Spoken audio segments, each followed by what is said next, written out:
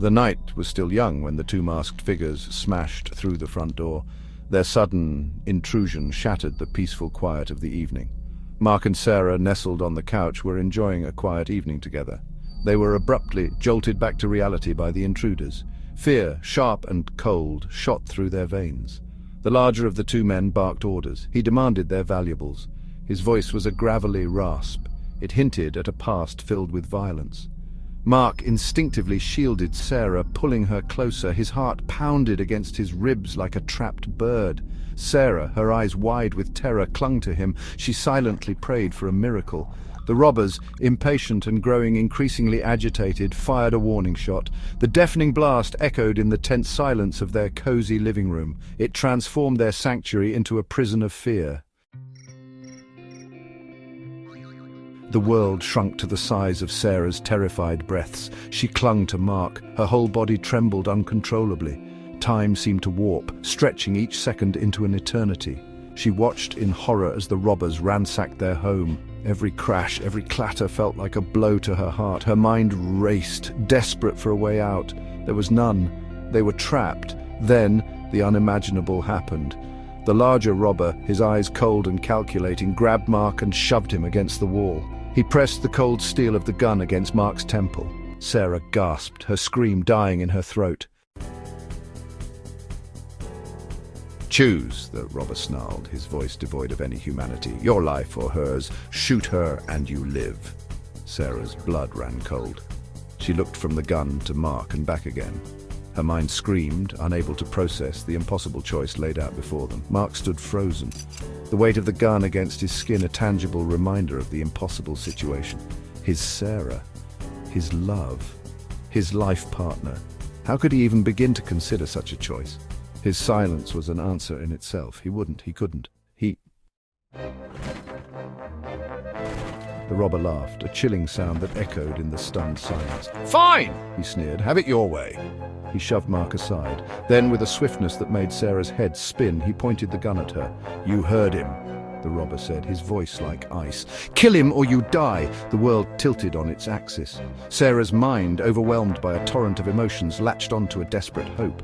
If she died, Mark might live. She wouldn't let him die, not like this. With a trembling hand, she took the gun. She looked into Mark's eyes, a silent apology in their depths. Then she closed her eyes and pulled the trigger. The click of the empty chamber echoed in the sudden silence.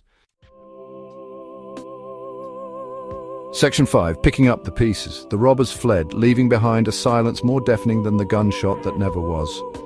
Mark stared at Sarah, his eyes wide with a mixture of relief and a burgeoning terror he couldn't quite place. She had pulled the trigger. She had chosen to save herself. Or had she? The events of the night hung heavy in the air between them, a tangible barrier.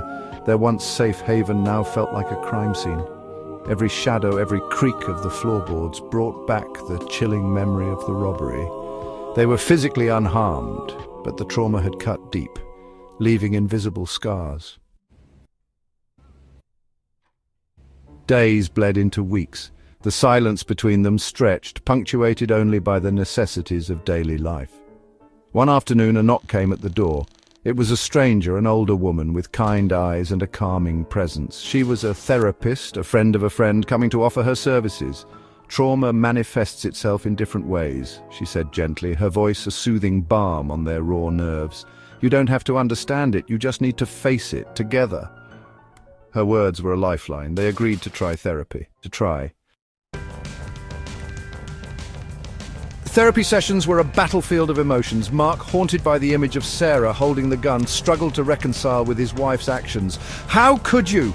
he burst out one day, the question a raw wound in his voice. "How could you even consider pulling that trigger?"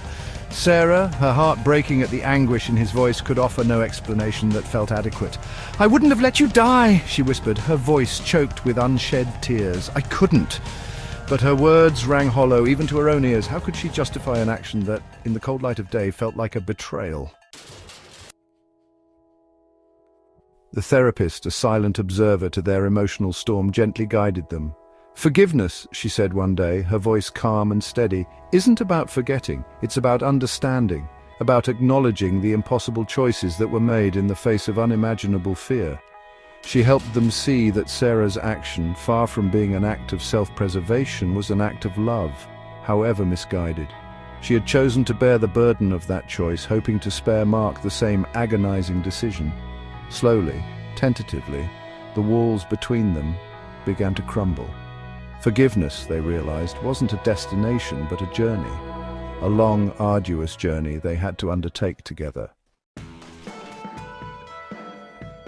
The scars of that night remained, a constant reminder of the fragility of life and the unpredictable nature of fate, but it also served as a testament to the enduring power of love. They had been tested in the fires of fear and emerged, battered but not broken. Their love, once a fragile thing, had been forged in the crucible of that night, tempered into something stronger, more resilient. They had learned that love wasn't just about whispered promises and shared dreams.